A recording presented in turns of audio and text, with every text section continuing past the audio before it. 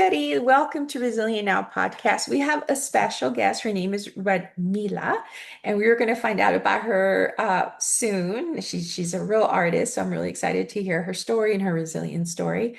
So, Radmila, welcome to the podcast. Thank you so much for having me. Of course. No, it's a pleasure. I like to ask all the guests, what does the words resilient now mean to you?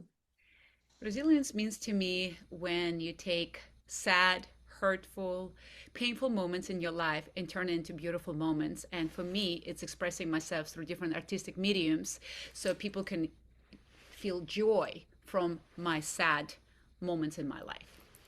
Okay, that's beautiful. Thank you.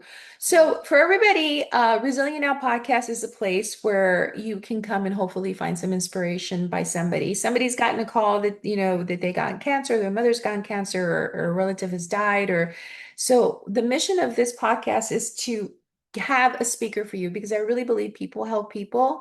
And, so Resilient Now podcast.com is free. It's open 24 hours. It's a free website. It has all the speakers.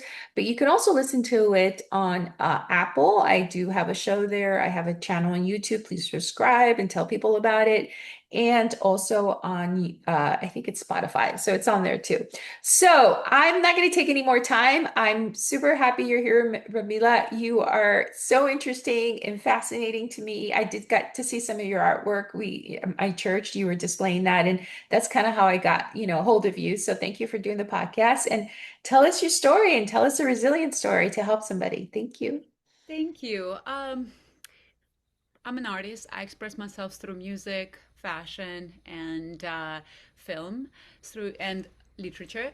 So soon to be published, not yet. Um, so how do I turn very sad moments in my life? Unfortunately, well, fortunately, I believe it's all path and.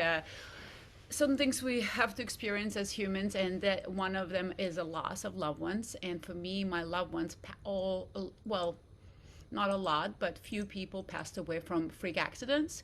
So there was, you spending time with your loved ones, and next day they're gone. How do you deal with this? Because it's a reality, but you in shock, and you start having fear. You start having PTSD when it comes to seeing your loved ones, thinking about what if something happens today. And so you're always thinking, it's your brain, so always spinning. So obviously it happened once, it happened twice, it happened three times. So at some point, I start developing that and even still have it. I'm working on it every day to keep positivity and obviously not to put that on other people around me. But they also, we have to work on ourselves, and it's consistent work, whatever our scars are. So for me, I will share one of my uncle passed away about 11 years ago. It makes me cry, but it's not about this. It's positive, and I want to talk about what came out of it and why it's so hurtful is because I did not know, but I could feel it. He was in Moscow, and he was actually dying, but I could feel, we didn't know he was dying, and he was fine a week before. And there was this feeling, and I remember I would just, I can't really describe it. It's like I wanted to get out of my own body. Like I couldn't, something was coming out of, and I was out with my friends. We were at the concert, so everything was fine. And I remember my partner, second day it happened, and I was just crying, and he goes, Radmila, you should cry when something happens. And I go, I know, but I don't know, I just have this ache inside of me. And I do believe when our loved ones leave, because they're part of us, and that DNA, that blood, does translate. Even if you don't know, you can feel it. So he passed away. He was in coma those 3 days that I found out a year later because we were looking for him. And my mom was hiding from me because she didn't want me to know. They were looking for him. They thought they can find him. They thought maybe he left home and he just, maybe he left somewhere. But of course they knew that the news probably not going to be good, but they were looking for him. That's why my mom didn't want to upset me because I was, working on my career. It was an exciting time. And she didn't want to, depress me, and because she would know I would jump in and try to look for him. So find out a year later that he was actually dying in coma from when he went home, he had a food poisoning, and so he died on the street. And then, well, not died. Sorry. He fell in the coma in the street, and so he didn't have idea on him because he was going to pharmacy, and that's why they couldn't find him. So knowing all those facts is very heartbreaking because you obviously love somebody and they, you know. But I do believe it's path. And then my uncle was very big on. He was self-taught guitar player, and he was very musical. Sounds like a beautiful person. He had a lot of scars internally because he was in Afghanistan war. So when he came back, of course, there was no treatment for him, Mm. meaning PTSD and what it is today. Um, Better now. And I feel like back in the day, unfortunately, guys would come back home, go back to reality. But reality is very different because when you experience your friends dying in front of you, it's very different. But of course, as a kid, I was very, because he would have, sometimes he would drink a lot, and sometimes he would not, and then he would go back and forth. And then as a kid, I was like, why can't you just stop? And of course now I understand.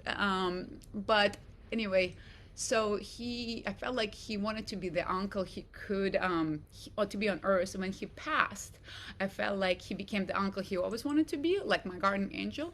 And I even wrote a song about it. So the whole story What's is the song called? What's the song called? October 1st because that's when he passed away. Okay. Yeah. And so the piece is actually out of my Diva album, which you just saw a presentation. It was a performance that I did, and it will be released as a book. And it's a fictional book, but the music is still the emotions that's happening in the book is what been happening to me. So of course I can still express myself as emotions, even the storyline is not about my uncle. So I remember when he passed. Well, actually, when I did not know he passed, I had this desire. My hands were just like itching, and I was never into different instruments at all. I was more into opera, singing, and that's it. And so I remember I said, I want to play guitar, I want to play violin, I want to do this, I want to start taking lessons, I want to compose, and I didn't before. And then I just remember playing guitar, like learning how to play guitar, and I could feel like it's his hands because he wanted it to play because he couldn't be in physical body. And then I just became like a vessel that things just start happening, and when it comes to composition and things like that. And of course my mom is very musical too, and me growing up, but I didn't have that opening. And so I do feel when our loved ones passed away, they obviously, they have superpowers now. I mean, they're amazing people on earth, but they also They give have. us a gift. And from there I just started composing, and I composed, I don't know, over 500, I would say, pieces. Wow. Not all released. I mean, for my album it will be about 38 movements or so, but a lot of different fragments and things like that will be developed for other projects. So yeah, that's my story, and I do believe that of course, I'd rather have him on Earth. I'm selfish, I would not. I mean, I'd rather not have those music. But I do believe because I didn't have a choice, and it was his time, so it became my time as an artist, even more expressing myself through his gifts. So your resilient story connected to your uncle is just even diving more into your art. It inspired you. You were Yes. sad, but it inspired. That's how you got through it every single day. Just tell us about that. Yeah, and I think, like I mentioned, what resilience to me is taking sad moments and difficult as turning into beautiful experiences for others. And we hear, if something happened to me, I want to make sure I can prevent for someone else to go through the same thing because Mm. I want for people to be happy. I don't want for people to experience certain things I've experienced, and just like a lot of other people experience a lot of different things, and Yeah. we all take things differently. But my personality is more like, okay, get up, keep moving. I'm not saying, because sometimes obviously you can layer a lot of things if you don't grieve and don't, of course. But for me, the way I grieve is I grieve internally, but I have to keep moving because if I don't, it just It overwhelms you.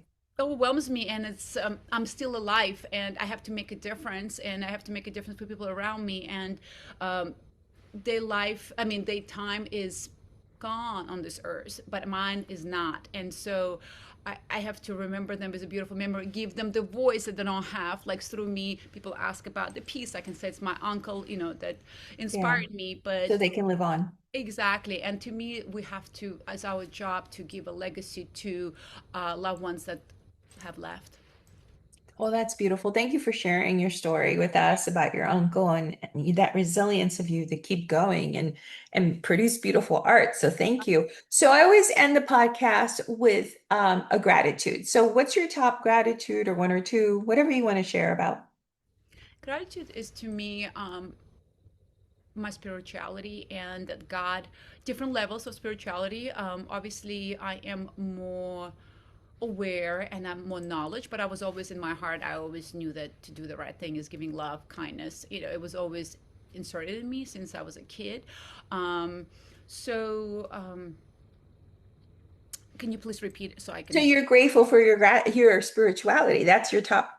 for spirituality and that God put amazing people on my path of my life, and I have to be glad.